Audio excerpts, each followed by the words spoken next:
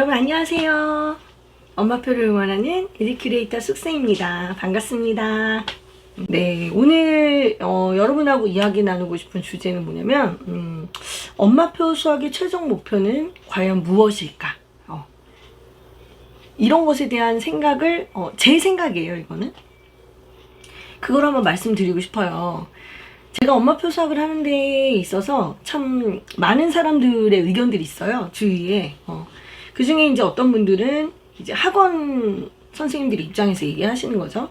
수학이라는 것이 얼마나 어려운 과목인데 엄마들이 그걸 할 수 있느냐, 엄마들 너무 부추기는 거 아니냐, 이런 식으로 얘기하시는 분이 계시고, 또 어떤 분야에서는 엄마들인데 너무 하고 싶은 게 많은 엄마들인 거죠. 너무 하고 싶은 게 많고 나를 위해서 시간을 쓰고 싶은데 내가 엄마표를 한다는 건 나를 위한 시간을 너무 뺏는 거 아니야? 그리고 엄마표를 하지 않는다는 게 오히려 애를 방치하는 엄마처럼 보이게 하는 그런 느낌을 받아서 자기는 별로다. 네, 이런 분들도 계시고, 또 어떤 엄마들은 또 해보고는 싶다. 내가 해보고는 싶은데 솔직히 난 너무 어려워서 못하겠다. 그런 엄마들도 계십니다. 제 영상을 끝까지 들어주신 분들은 아마도 엄마표 수학에 대한 오해를 조금 풀 수도 있을 것이고, 또는 나도 한번 해봐야지 라는 생각을 하실 수도 있을 것 같아요. 한번 이야기를 끌어가 보도록 하겠습니다. 네. 제가 이 일을 굉장히 많이 했어요. 일을 많이 해서 이제 양이 많다기보다 시간을 조금 길게 해서 되게 일이 늦게 끝났는데, 이제 아이를 이제 밤에 만나요. 밤에 만나니까 늘 해 떠 있는 시간에 애를 못 보는 거죠. 해 떠 있는 시간에 애를 못 보고 밤에 만나면 너무 미안한 거예요, 얘한테. 그리고 데리고 집에 가는 길에 그 길도 그렇게 멀지도 않고, 근데 그 길에 내가 아이하고 할 수 있는 게 뭐가 있을까? 그런 고민을 되게 많이 했어요. 그러다가 하루는 하늘을 봤는데 달이 떠 있는 거예요. 그래서 이제 달에 관한 이야기를 하기 시작했어요, 아이한테.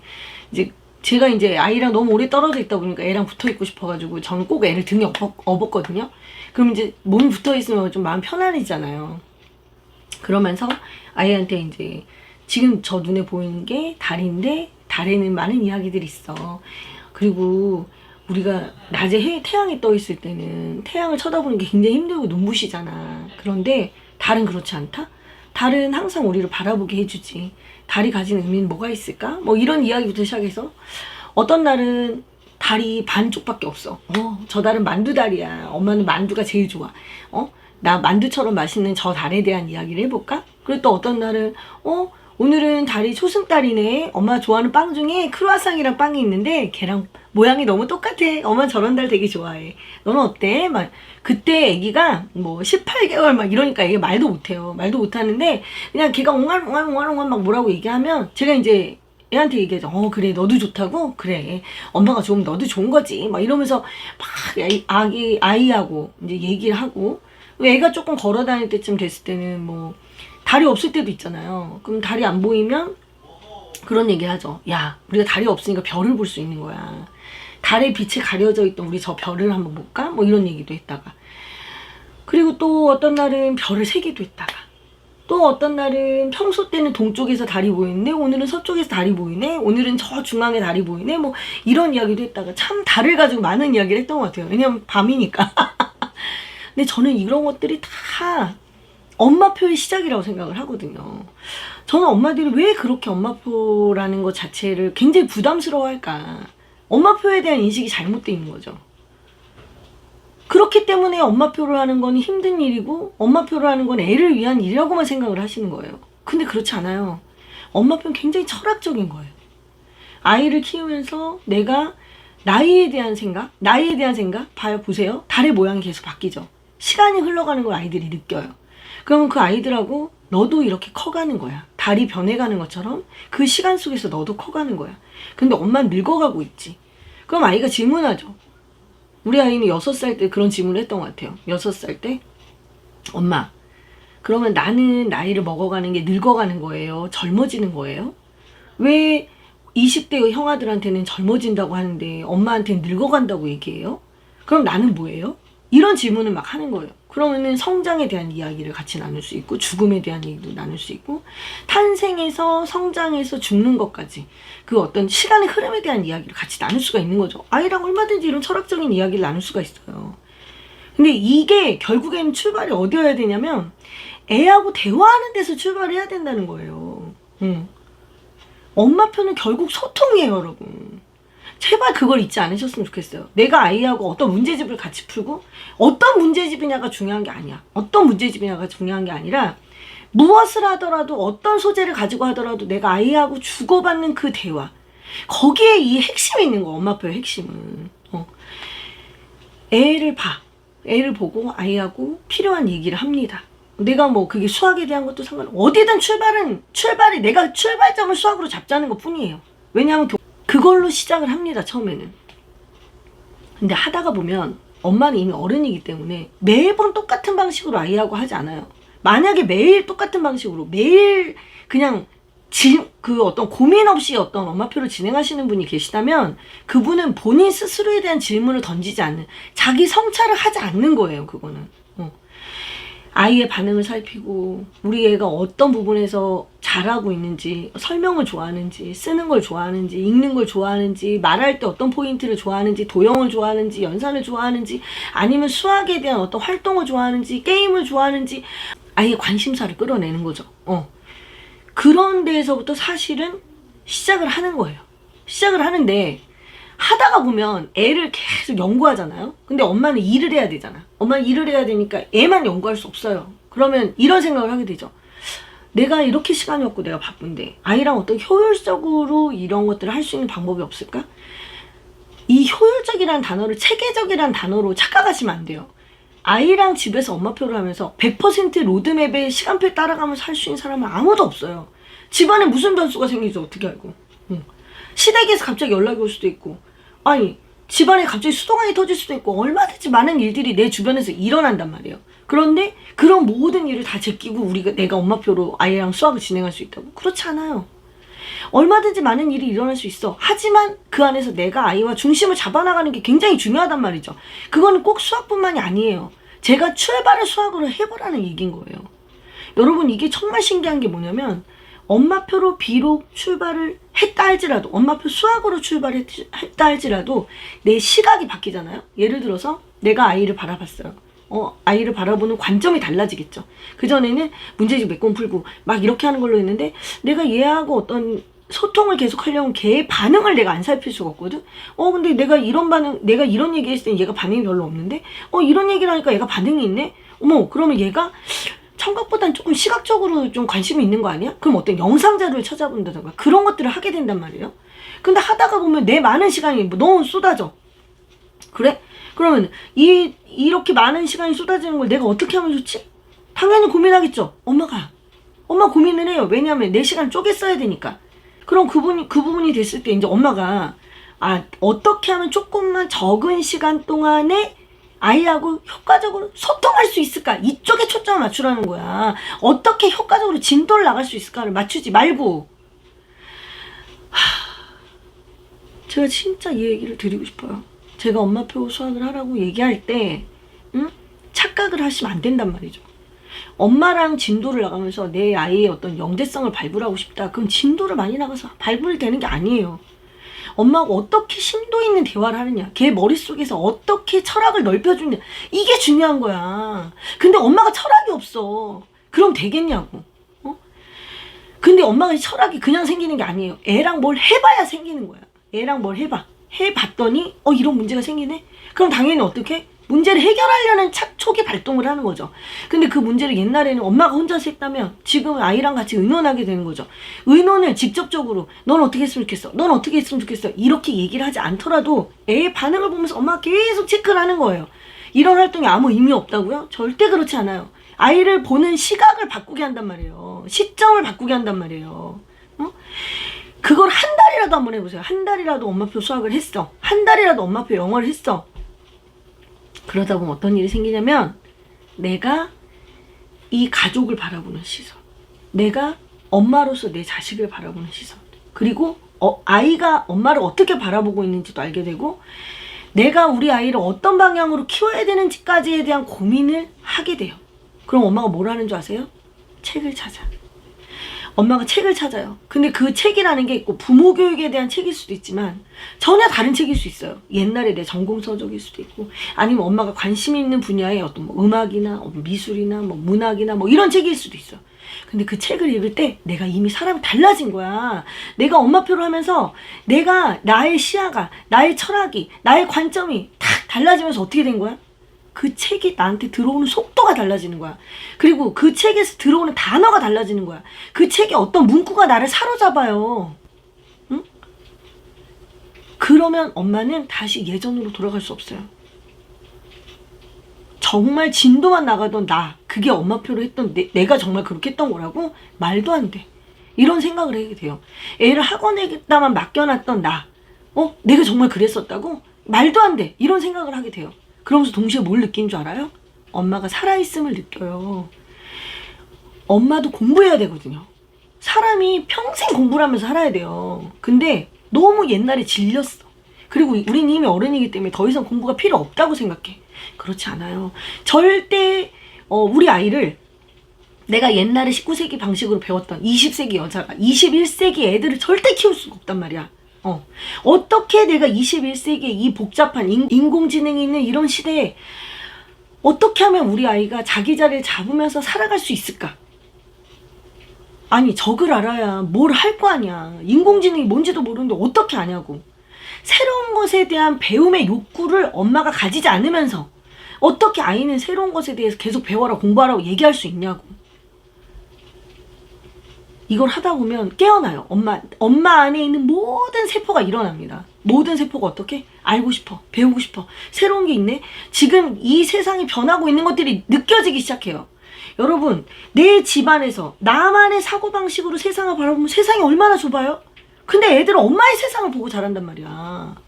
근데 엄마의 세상이 너무 좁아. 좁아 죽겠어. 근데 그 안에서 나가지도 못하게. 그건 폭력이야. 그게 아니라 엄마의 세상을 넓히세요.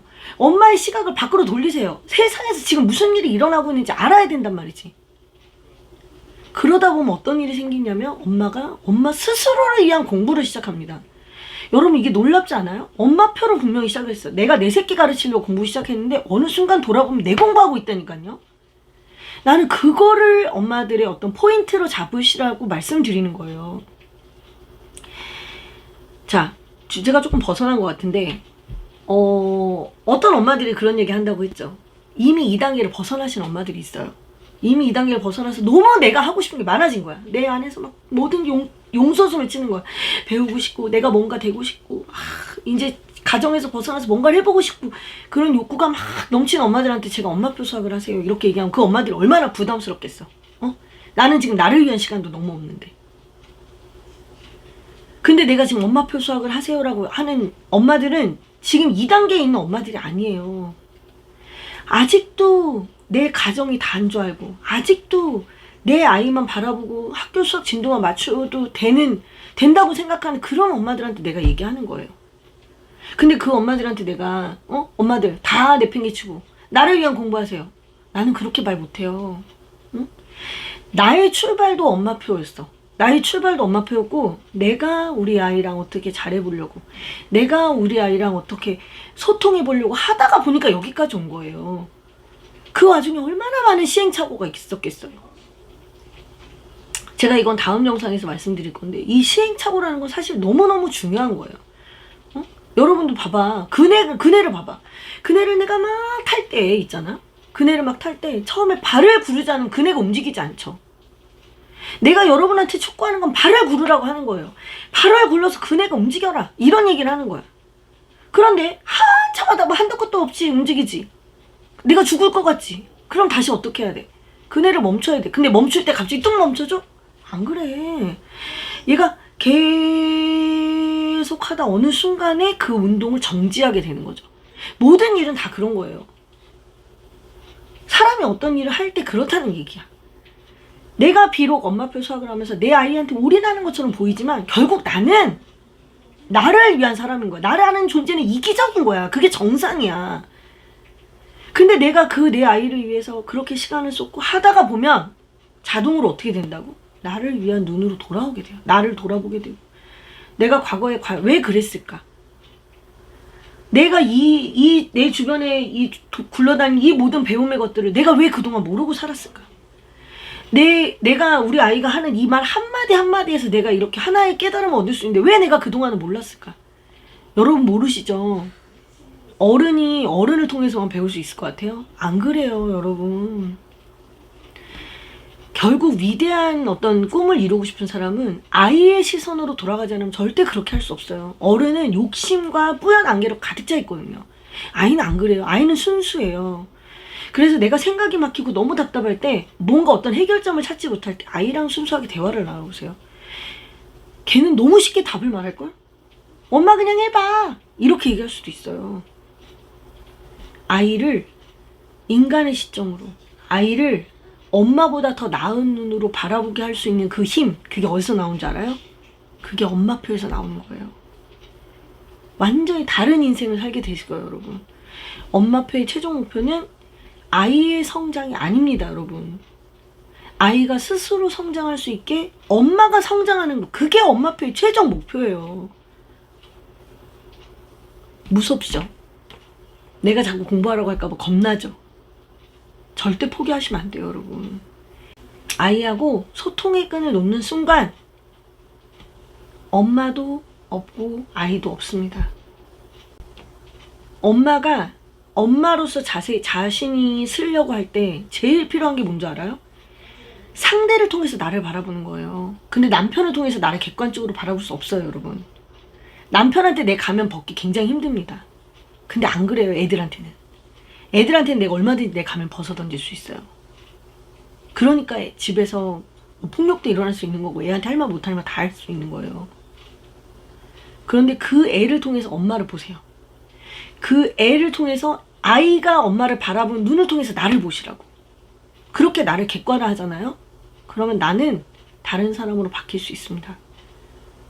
내가 내 새끼는 못 바꿔도 내 새끼가 나를 바꾼다고. 그걸 경험을 해보세요. 제가 지금 카페에서 교과서 원정대에 대한 얘기를 수도 없이 해요. 교과서 원정대를 하면서 저는 엄마들이 이 수행을 100% 할 거라고 전혀 기대하지 않아요. 전혀 기대하지 않고 아이들이 뭐를 엄청나게 해서 내가 완벽하게 뭔가를 바라고, 물론 내가 그걸 얘기를 했지. 하지만 그렇지 않다고 해서 걔네들이 배운 게 전혀 없다고 생각하지 않는다고.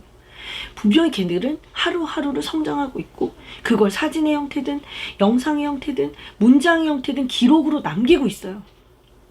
한 달이 지나고 아이들이 자기를 돌아봤을 때 그 뿌듯함, 자랑스러움, 그 성취감, 그건 엄마가 절대 만들어줄 수 없어요. 그건 시간과 여러 사람의 노력이 합해져서 만들어진 결과거든요. 여러분 그런 힘을 같이 이용하셔야 돼요. 혼자가 어려우면 여럿이 함께. 그렇게 하는 거야. 원래 엄마표라는 건 그렇게 하는 거예요. 자식을 어떻게 혼자 키워? 그건 굉장히 자만인 거예요. 내 자식만 잘 키우면 되지. 그런 게 어딨어. 지금 세상 나가면 다 애들 하나 둘밖에 없는데 그 애들이 모여서 사회를 이루는 건데. 지금 나라가 어지럽죠? 정신없죠? 코로나 때문에 바쁘죠? 그럴수록 우리는 가정을 지켜야 되거든요. 제가 컨설팅에서 항상 얘기하잖아요. 한 가정을 지키는 엄마표 수학. 괜히 하는 얘기가 아니에요. 우리는 지금 뭘 하고 있는 거라고, 엄마표를 하면서 가정을 지키는 거라고, 내 가정을 세우고 있는 거라고. 그 사명감을 잃으시면 안 돼요, 엄마들. 오늘은 좀 엄마표 수학의 어떤 최종 목표? 그거에 대한 얘기를 하면서 또 저의 그 어떤 끊임없는 잔소리가 네, 시작이 됐어요. 되게 오랜만이죠? 제가 요즘 참 많이 바빴는데 그 바쁜 중에 하는 것 중에 하나가 바로 이제 엄마표 수학에 대한 강의였어요. 그런데 엄마들이 항상 저한테 하는 질문은 이럴 때 어떤 책을 써요? 우리 아이가 이렇게 하는데 걔를 진도를 어떻게 하면 나가게 돼요? 그런데 내가 그 엄마들한테 진도 같은 거 중요하지 않아요. 엄마가 정신 차리는 게 중요해요. 아무리 얘기해도 아무 소용없어요. 엄마 눈에 들어오지 않아요, 그런 거는. 그러니까 나는 엄마들한테 대답해줘요. 엄마들이 묻는 질문에 대해서. 대답을 해주고는 있지만 본질은 거기 있는 게 아니다. 본질에 대한 생각을 정말 많이 하셨으면 좋겠습니다. 엄마표 수학의 최종적인 어떤 본질. 그게 어디에 있는지. 그걸 잃으면 산으로 가는 거예요. 그걸 잃으면. 오늘 영상은 여기서 마치도록 하겠습니다. 네.